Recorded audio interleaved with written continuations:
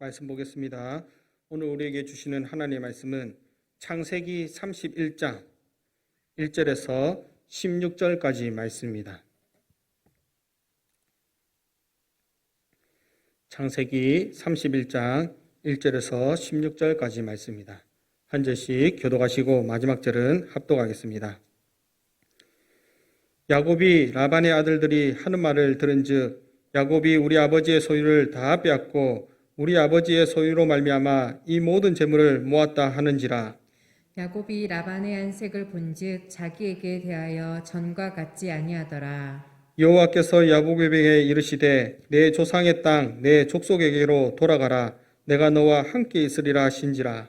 야곱이 사람을 보내어 라헬과 레아를 자기 양떼가 있는 들로 불러다가 그들에게 이르되 내가 그대들의 아버지의 안색을 본즉 내게 대하여 전과 같지 아니하도다. 그럴지라도 내 아버지의 하나님은 나와 함께 계셨느니라. 그대들도 알거니와 내가 힘을 다하여 그대들의 아버지를 섬겼거늘 그대들의 아버지가 나를 속여 품삯을 10번이나 변경하였느니라.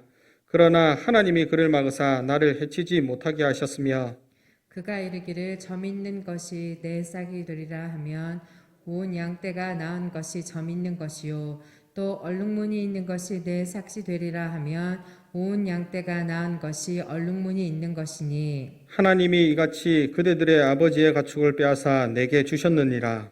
그 양떼가 새끼 뵐 때에 내가 꿈에 눈을 들어보니 양떼를 탄 수량은 다 얼룩무늬 있는 것과 점 있는 것과 아롱진 것이었더라. 꿈에 하나님의 사자가 내게 말씀하시기를 야곱아 하기로 내가 대답하기를 여기 있나이다 하매 이르시되 내 눈을 들어보라. 양떼를 탄 수량은 다 얼룩무늬 있는 것, 점 있는 것과 아롱진 것이니라. 라반이 내게 행한 모든 것을 내가 보았노라. 나는 베델의 하나님이라. 내가 거기서 기둥에 기름을 붓고 거기서 내게 서원하였으며 쓰니 지금 일어나 이곳을 떠나서 내 출생지로 돌아가라 하셨느니라. 라헬과 레아가 그에게 대답하여 이르되 우리가 우리 아버지 집에서 무슨 분깃이나 유산이 있으리요. 아버지가 우리를 팔고 우리의 돈을 다 먹어버렸으니 아버지가 우리를 외국인처럼 여기는 것이 아닌가.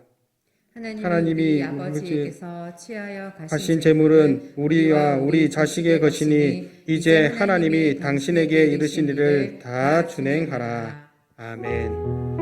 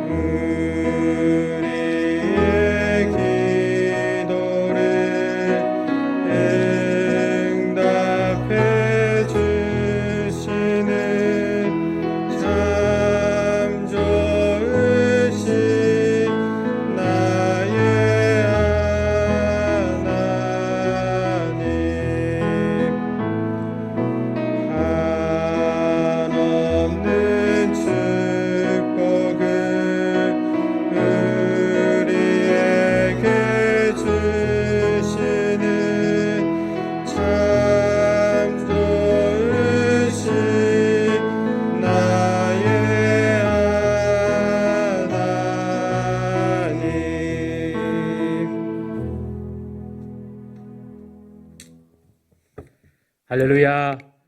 오늘도 거룩한 주일을 기억하고 예배당에 오시는 사랑하는 성도님들, 그리고 각 처소에서 예배하는 우리 사랑하는 성도님들, 여러분들에게 하나님의 크신 위로와 은혜와 축복이 있기를 주의 이름으로 축원합니다. 코로나가 지속 가운데 있지만은 여러분, 우리의 예배는 계속돼야 할 줄로 믿습니다. 예배당에서 예배를 드리든지 각 처소에서 예배를 드리든지 각 가정에서 예배가 안 되면 혼자라도 예배를 드리든지 여러분, 하나님의 백성은요 예배하는 자인 줄로 믿습니다. 우리 이 시간 하나님께서 우리에게 이렇게 예배할 수 있도록 허락해 주신 것에 대해서 우리 감사의 박수 한번 영광 돌리겠습니다. 그리고 옆에 분에 한번 인사하십시다. 이렇게 인사합니다. 당신과 함께 예배할 수 있어서 감사합니다. 시작. 당신과 함께 예배할 수 있어서 감사합니다. 예배 드리는 것이 정말 은혜가 되는 시대가 지금 되고 있습니다, 여러분. 끝까지 믿음을 잘 지켜나가는 우리 성도들 되시기를 주의 이름으로 축원합니다. 저는 오늘 이 본문 말씀을 가지고 내가 보았노라 라는 제목으로 은혜를 나누고자 합니다. 우리 하나님은 당신이 하신 말씀에 대해서 반드시 신실하게 역사하시고 응답하시는 분이십니다. 하나님이 말씀하셨으면 그 말씀은 반드시 이루어집니다. 하나님이 세상도 하나님의 말씀으로 이루셨습니다.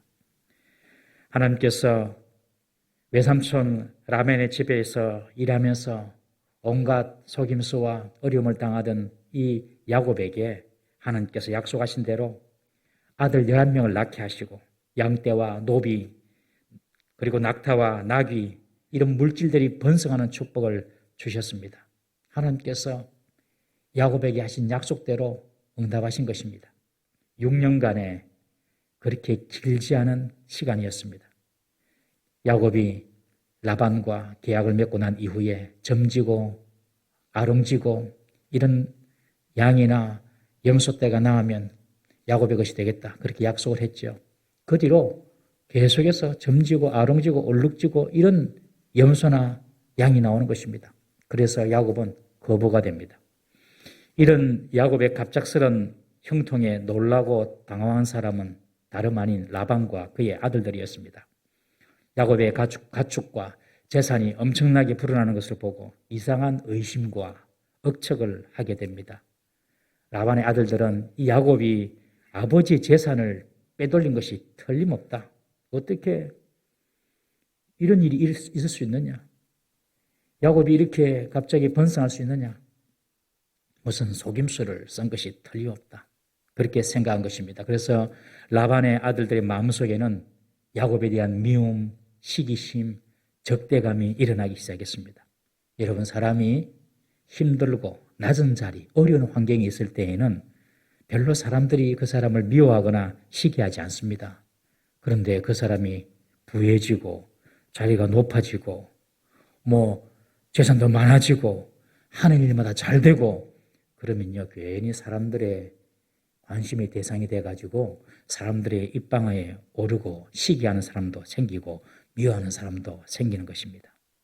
여러분, 남이 잘 되면 왜 저 사람은 잘 될까 배우려고 하고 그리고 그 사람의 모습을 좀 닮아가려고 하고 그렇게 하면 좋은데 시기하고 미워하고 질투하는 것이죠.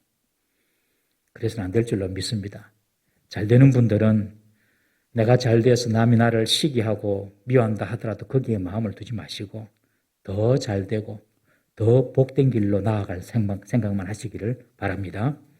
하나님의 축복으로 거부가 된 이 야곱을 라반의 아들들은 자신의 재산을 빼돌린 것으로 생각하고 야곱을 미워합니다. 너무도 짧은 시간, 그 시간에 거부가 되니 그런 생각을 하는 것이죠.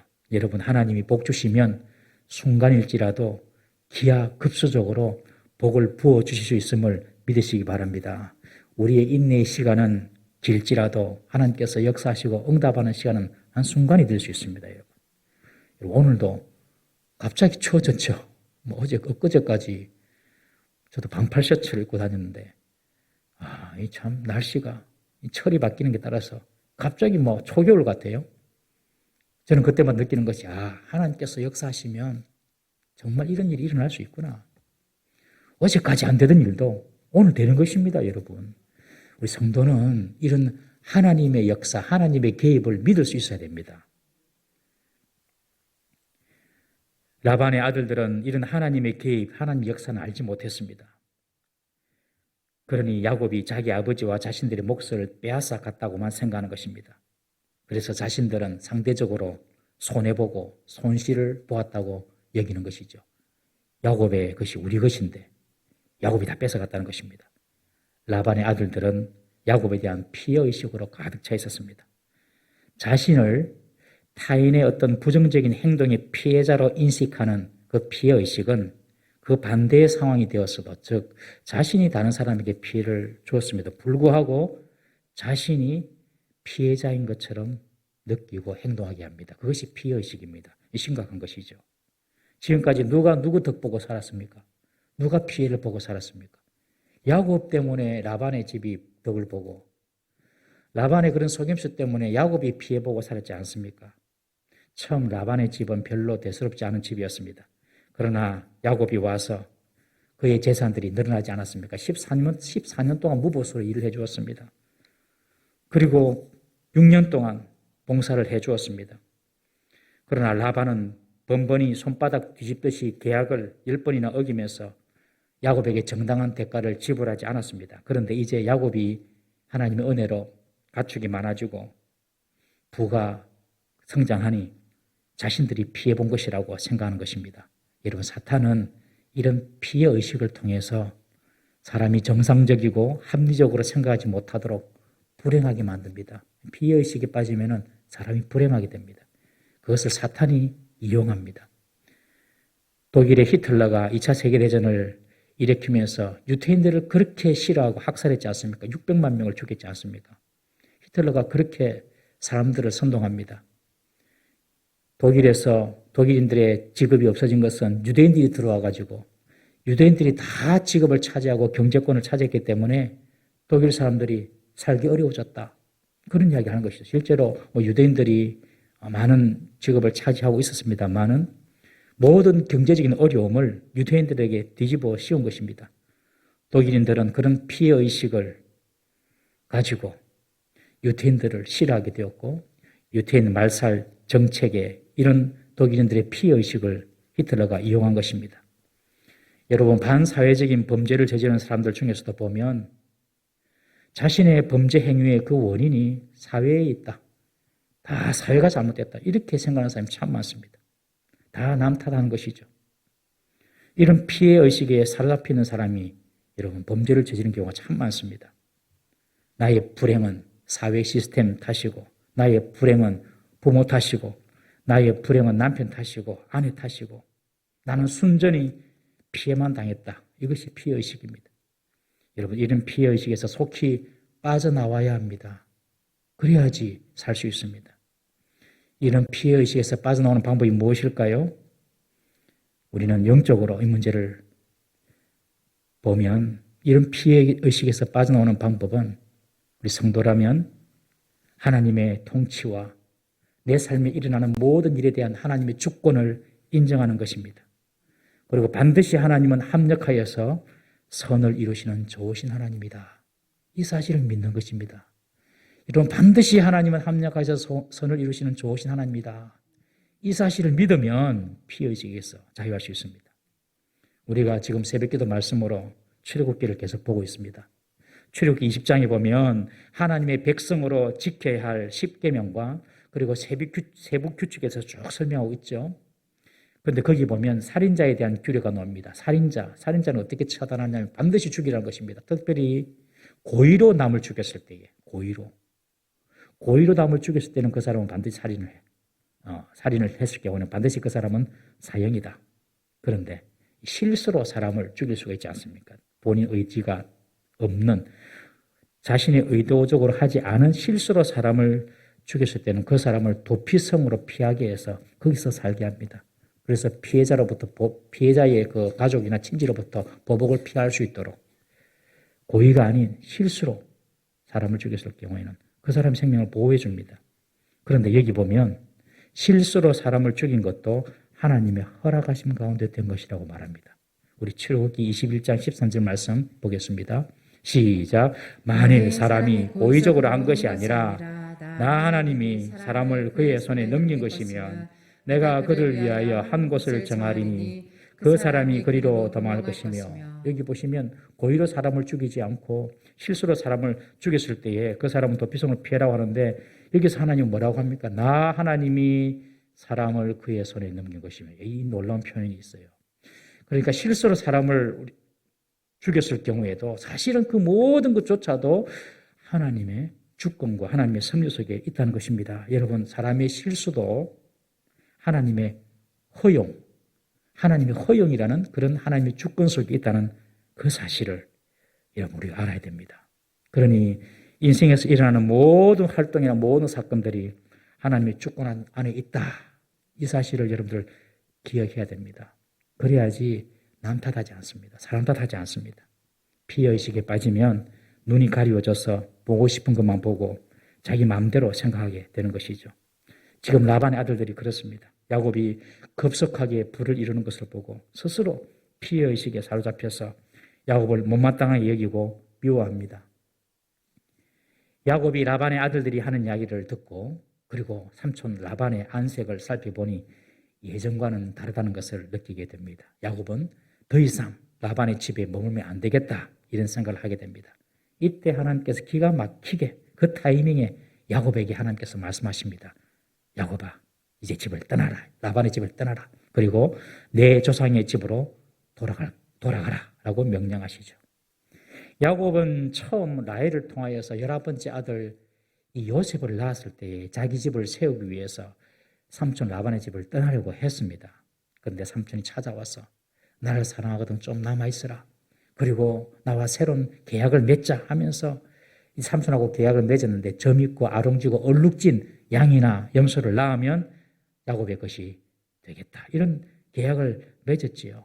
그리고 그 계약을 맺고 난 이후에 일어난 일들을 보니까 여러분 놀라운 일이 벌어지는 것입니다. 계속해서 튼튼하고 실한 양이나 염소의 새끼들은 다 점 있고 아롱지고 얼룩무늬만 낳는 거예요. 이 열성이 우성을 초월해가지고 인간의 생각과 다르게 막 이런 것이 나오는 거예요. 이 야곱은 너무너무 재미가 있었습니다. 왜요? 재산이 자꾸 불어나니까. 야곱은 재산이 자꾸 불어나니까 내가 이런 식으로 계속 삼촌의 집이 붙어 있어도 되겠다 이런 생각을 한 거예요. 내가 내 집을 여기서도 세울 수가 있겠다. 야곱은 그렇게 생각을 하고 야곱이 지금은 떠날 생각을 안 합니다. 그런데 삼촌의 안색이 변화되고 그리고 삼촌의 아들들이 자기를 바라보는 그런 마음들이 좀 이상하다는 것을 깨달았을 때에 하나님께서 야곱 이제 떠날 때다. 떠나가라 라고 말씀하신 것입니다. 이것도 야곱의 의도는 아니었어요. 야곱은 계속 머물러도 됩니다. 계속 재산이 부해지니까요. 그러나 상황이 변한 것입니다. 야곱은 자신의 의도는 아니지만 이제 삼촌 라반의 집을 떠나야만 한 것입니다. 여러분, 내가 원하지 않는 상황 속에 밀려서 우리가 움직여질 때가 있지 않습니까? 떠나고 싶지는 않지만 떠나야 되는 상황이 도래할 수가 있습니다. 그리고 내가 원치 않는 곳으로 내가 인도되어질 때도 있습니다. 꼭 기억하십시오. 그러나 그것마저도 하나님의 인도하심이라는 사실을 믿으시기 바랍니다. 그렇게 믿는 것이 신앙인의 자세입니다. 자주 말씀드리지만 요셉도 감옥 들어가기 싫어했습니다. 그러나 그 감옥에 하나님께서 인도하셔서 그곳에서 술 맡은 관장을 만나고 애굽의 총리가 되고 사도 바울도 아시아로 자기는 선교 계획을 세웠지만 하나님은 마게도니아 사람들의 환상을 보여주셔서 유럽 쪽으로 복음을 전하도록 하셨습니다. 다윗도 사울의 추격을 피해서 가고 싶지 않은 유대 광야로 피해 도망가지 않습니까? 하나님은 라반과 그리고 그의 아들들의 불편하고 부당한 감정을 통해서도 야곱에게 당신의 뜻을 이루어 나가고 계시는 것입니다. 여러분, 우리 주위에 라반과 같은 사람이 있고 그리고 내 환경이나 내 형편이 내가 원하지 않는 상황 가운데 내가 이렇게 흘러 들어간다 할지라도 하나님께서 우리의 삶 가운데 계시고 하나님께서 우리를 인도하고 계심을 믿으시기 바랍니다. 코로나도 빨리 끝났으면 좋겠습니다. 그렇지만 이 가운데서도 하나님의 뜻은 있고 하나님의 역사는 계속 이루어짐을 믿으시기 바랍니다.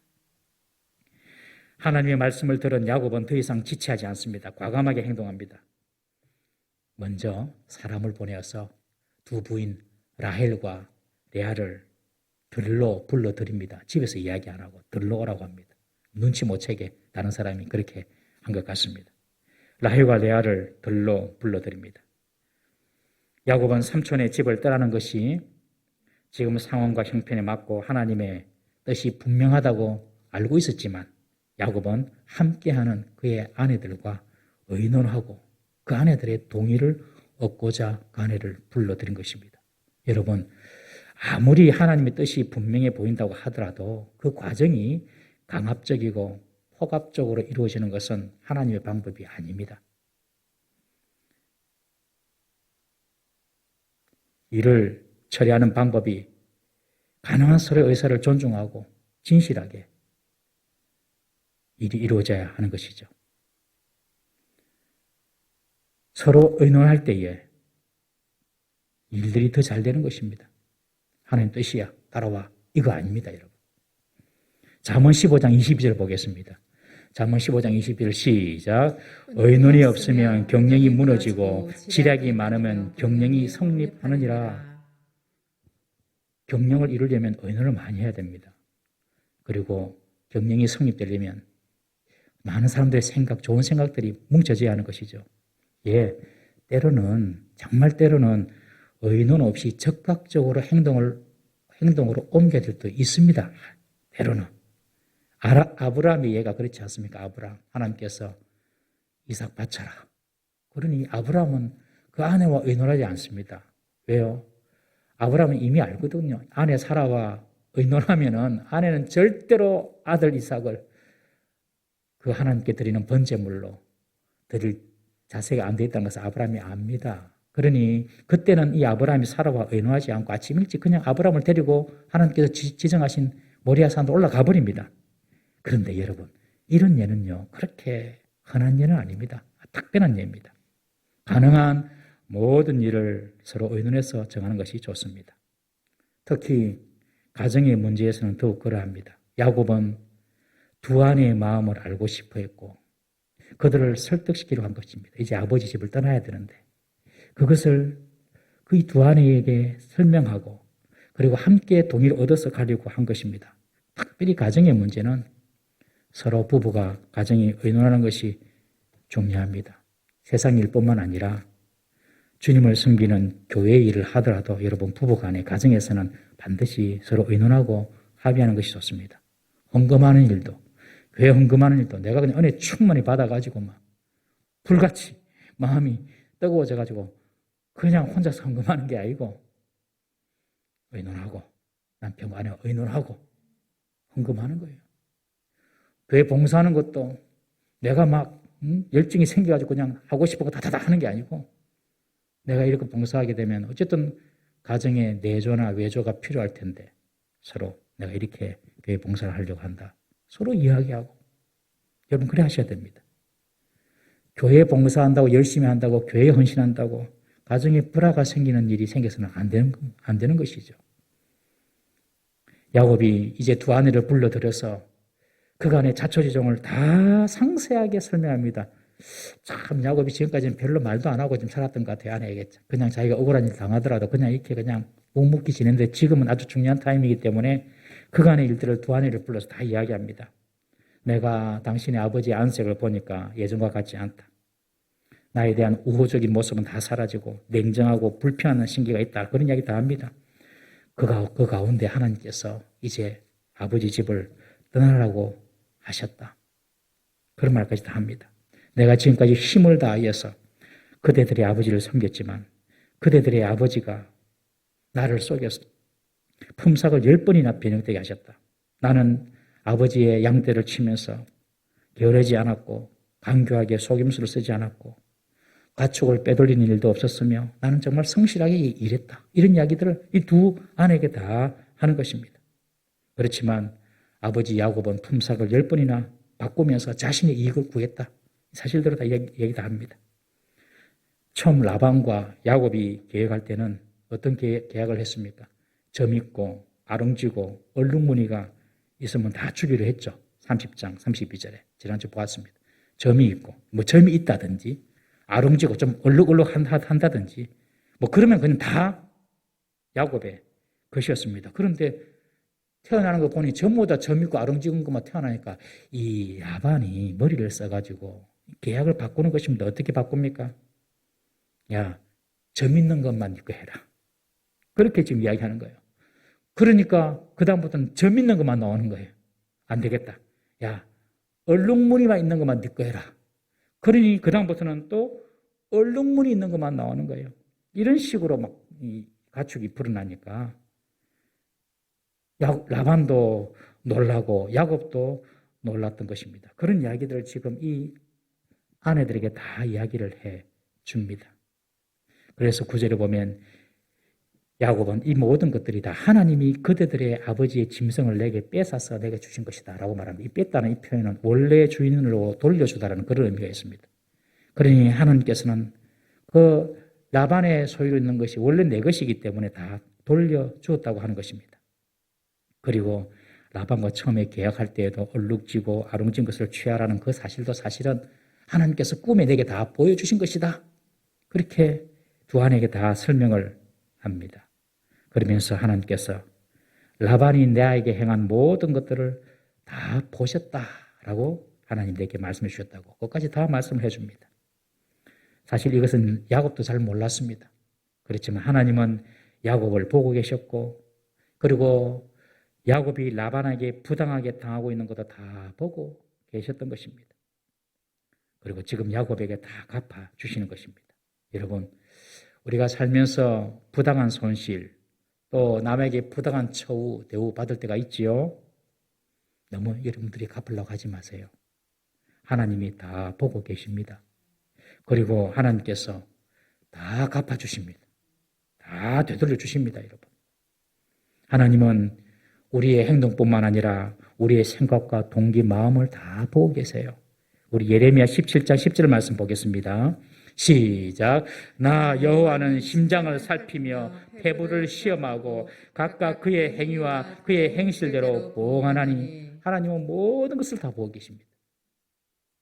하나님은 우리의 행위뿐만 아니라 우리의 마음, 그 마음의 동기까지도 다 보고 계시고 하나님은 우리의 눈물까지도 다 알고 계시고 우리의 생각까지도 다 살펴하시는 것입니다. 여러분, 이 사실을 우리가 알게 된다면 어떤 위협이나 위기나 억울함이 우리 가운데 있더라도 우리는 이길 수 있는 힘이 있는 것입니다, 여러분. 천주교의 위협과 협박을 받으면서 종교 개혁을 주창했던 개혁주의자들이 가졌던 캐치프레이즈가 무엇이냐면 바로 코람데오, 라틴어로 코람데오, before the God, 하나님 앞에서 이런 뜻이거든요. 하나님 앞에서 나는 개혁을 한다. 하나님의 눈앞에서 하나님의 면전에서 나는 서 있다. 이런 뜻입니다. 코람데오, 내가 하나님의 눈앞에 있다. 이 말은 하나님이 나를 막 이렇게 감시하고 막 나를 이렇게 내 허물이 있나 없나 내 잘못을 체크하기 위하여서 나를 살펴보신다. 그런 의미가 아니라 하나님의 보호와 하나님의 관심 안에 내가 있다. 이것이 바로 코람데오, 내가 하나님 앞에 있다는 그런 뜻입니다. 이제 하나님께서 나를 그렇게 살펴보시고 나를 아시는 그 하나님께서 나에게 이곳을 일어나 떠나 내 출생지로 돌아가라 하셨다라고 지금 두 아내에게 지금까지 이 이야기들을 다 들려주고 있습니다. 13절에 보시면 야곱이 고백한 그 하나님 뭐라고 기록되어 있습니까? 하나님이 야곱에게 자신을 어떻게 소개했다고 이야기합니까? 나는 베델의 하나님이다. 나는 베델의 하나님이다. 이렇게 소개했다고 합니다.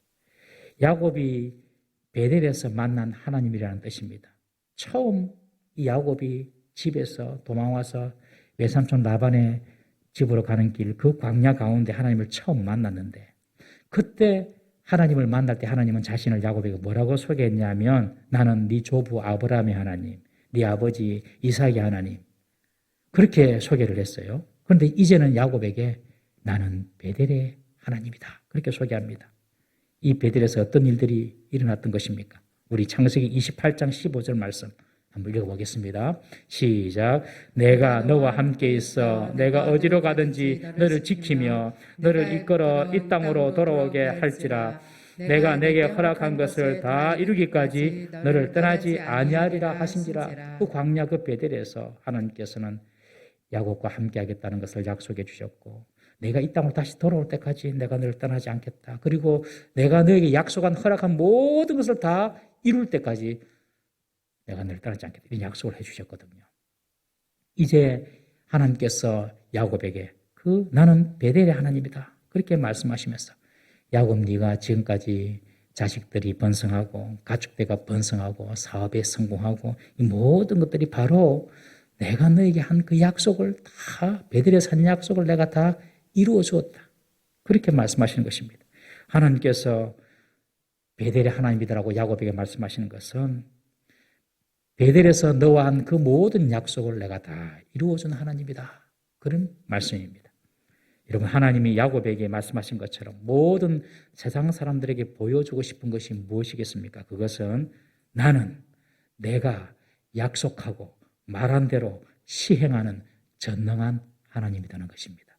그걸 보여주시고 싶은 거예요. 그것이 나는 베델의 하나님이다. 너에게 한 그 약속 다 너에게 지금 성취되었지? 하면서 지금 야곱에게 나타나신 것입니다.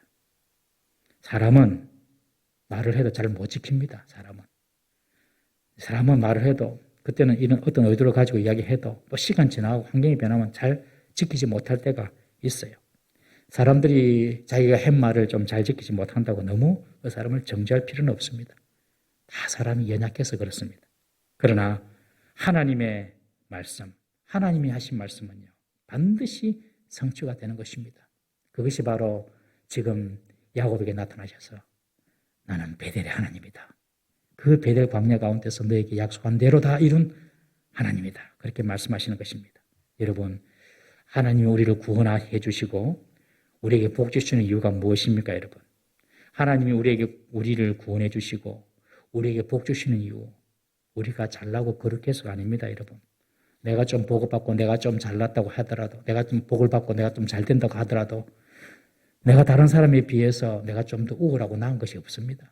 그것 때문에 복을 주는 것이 아닙니다. 왜 하나님께서 우리에게 구원해 주시고 우리에게 복을 주시나요? 그것은 하나님이 그렇게 하시겠다고 약속하셨기 때문에 그렇습니다. 하나님의 세상을 이처럼 사랑하사 독생자를 주셨으니 저를 믿는 자마다 멸망하지 않고 영생을 얻게 하리라. 하나님이 그렇게 말씀하셨기 때문에 내가 허물이 많고 내가 죄가 있어도 예수님 믿으면 그냥 구원받는 것입니다, 여러분. 이 놀랍죠? 다른 모든 종교는 내가 뭐가 변화돼야 돼, 내가 뭐가 좀 수도를 하든지 선행을 쌓든지 내가 뭔가 변화가 돼야 돼요. 잘 되려고 하고 복을 받으려고 하고 구원받으려고 하면. 그런데 하나님은 그렇지 않아요. 하나님은 하나님께서 말씀하신 그대로만 그냥 하면은 하나님께서 하시겠다는 거예요. 주 예수를 믿어라. 그래야면 너와 내 집이 구원을 받으리라. 너와 내 집이 구원받는데 내가 이것도 해야 되고 저것도 해야 되고 이게 아니에요. 주 예수만 믿으면 되는 거예요. 예수님의 십자가의 대속의 종을 믿기만 믿으면 나도 구원받고 내 가족도 구원받는다는 거예요. 왜요? 하나님 그렇게 그냥 말했으니까. 이게 놀라운 겁니다, 여러분. 이 기독교 말고는 없습니다, 여러분. 하나님께서 우리에게 복을 주시고 하나님께서 우리를 구원하신 것은 하나님이 그냥 그렇게 하면 그렇게 해주겠다고 말씀하셨기 때문입니다. 이 귀한 비밀들을 저와 여러분들이 알고 있다는 것이 대단한 축복인 줄 믿으시기 바랍니다.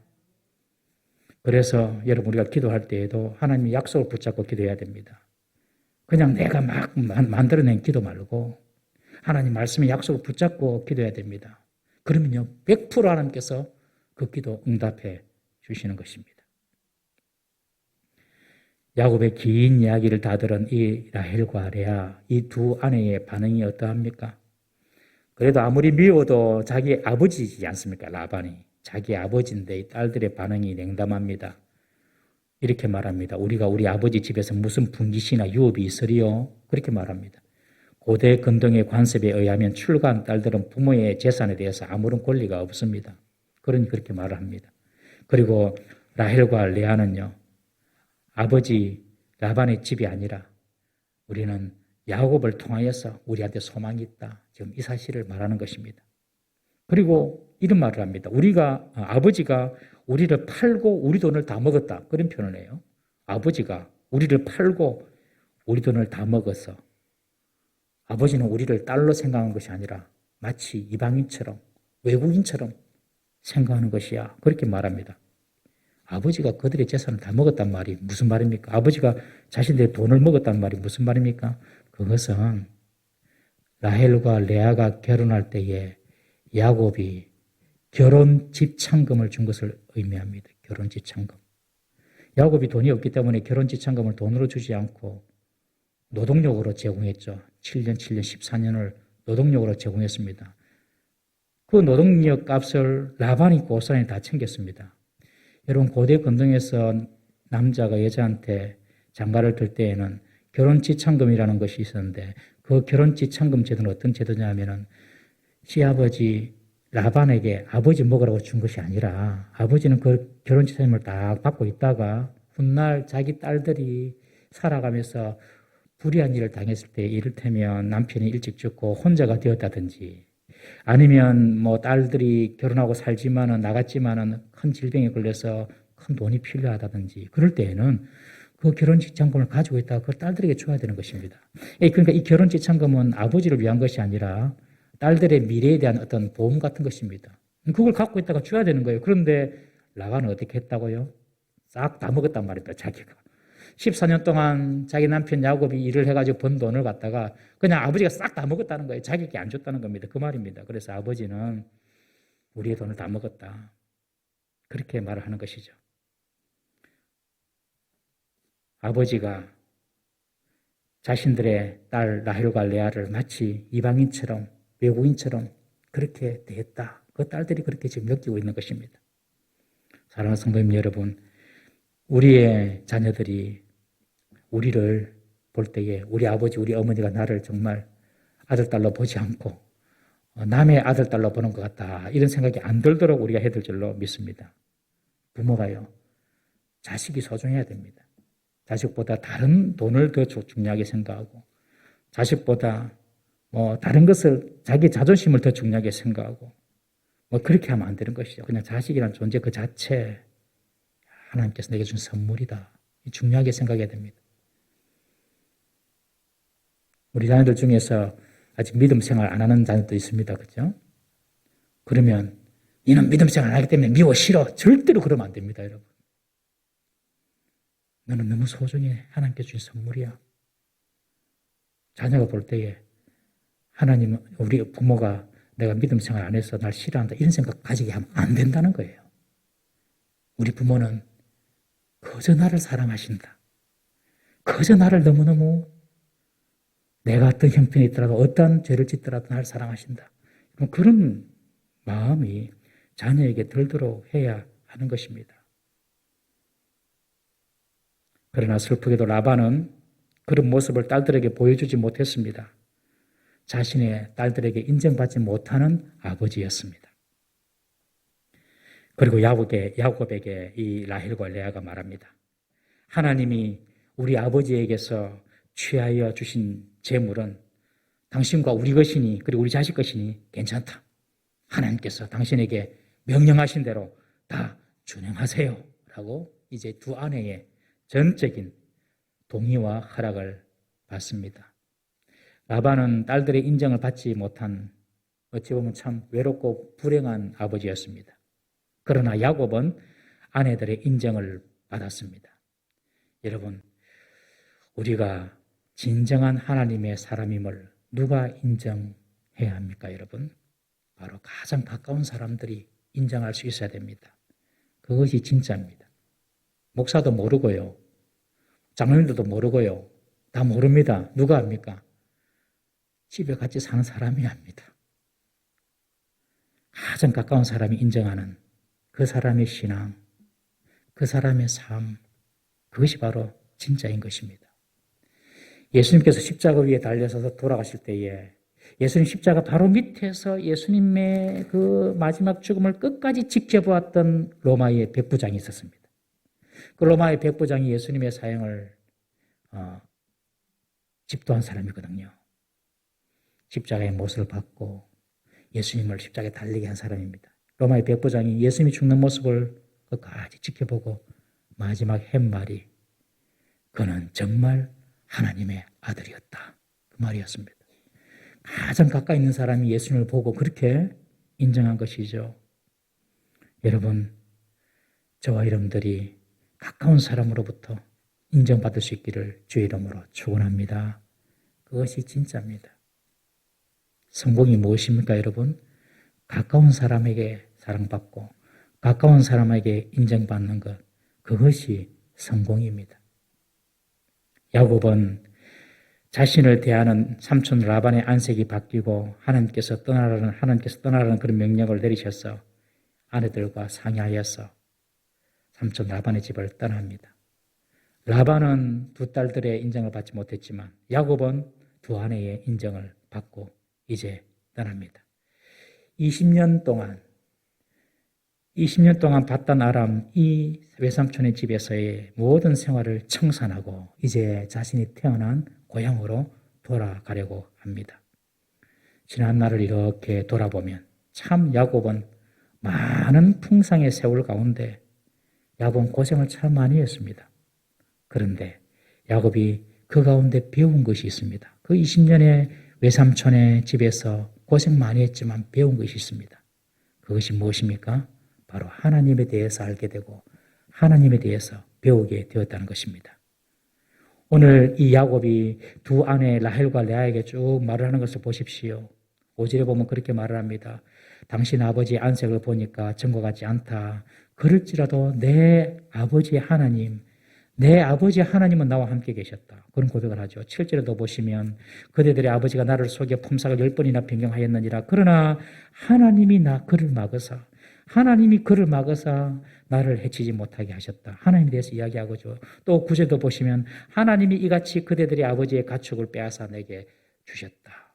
그러니까 두 아내에게 하는 말 중간중간 보면 다 하나님 이야기하는 거예요. 이 야곱은 하나님이 자신과 함께 하셨고 하나님이 외삼촌의 모든 속임수를 막아주셨고 그래서 나를 해치지 못하게 하셨고 하나님이 아버지의 가축을 빼앗아서 내게 주셨다. 하나님께서 다 하셨다. 이것을 지금 야곱이 신앙 간증하는 것입니다. 야곱이 20년 동안 쫓고 당하고 어려움을 당했지만 야곱이 20년 동안 배운 것 하나님에 대한 깊은 이해, 하나님에 대한 지식을 야곱이 경험한 것입니다. 여러분, 우리가 하나님의 백성으로 이 땅을 살아가면서 가장 복된 경험이 무엇일까요? 이 세상을 살아가면서 하나님의 백성으로서 가장 복된 경험, 로또 1등도 보통 되게 어려운 거 아닙니까? 이거 900만 분의 1이란 980만 분의 1000만 분의 1. 로또 1등 이것도 대단한 경험이겠죠. 우리가 이 땅을 살아가면서 하나님의 백성으로서 경험할 수 있는 가장 큰 경험, 큰 성공을 이루고 큰 업적을 이루는 것, 그것일까요? 여러분, 하나님의 백성으로서 우리가 누릴 수 있는 최고의 경험과 최고의 가치는 바로 내가 하나님을 더 깊이 알아가는 것입니다. 하나님을 더 깊이 경험하고 하나님이 이런 분이구나 하는 것을 더 깊이 체험하는 것입니다, 여러분.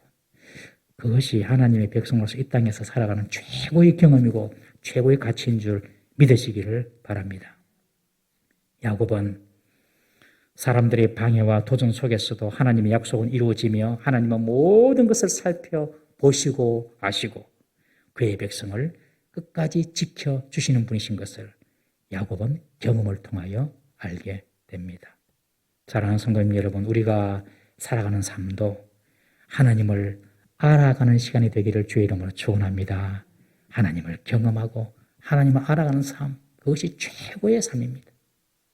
내 삶에서 일어나는 모든 상황들, 내 삶에서 일어나는 내가 원치 않은 그런 사건들, 또 그런 사람들과의 관계 속에서도 나를 이끄시고 그리고 나를 다듬어 가시고 나를 통하여 당신의 신실함을 보여주시는 그 하나님을 만나는 삶, 그것이 저와 여러분들이 이 땅에 살면서 누릴 수 있는 최고의 영광인 줄 믿으시기를 바랍니다. 우리가 이 땅을 살아가는 이유입니다. 야곱을 보살피시고 야곱의 억울함을 보상해 주시고 야곱에게 하신 베델의 모든 약속을 이루신 하나님의 신실하신 은혜가 저와 여러분들에게 임하시기를 주의 이름으로 축원합니다. 기도하겠습니다.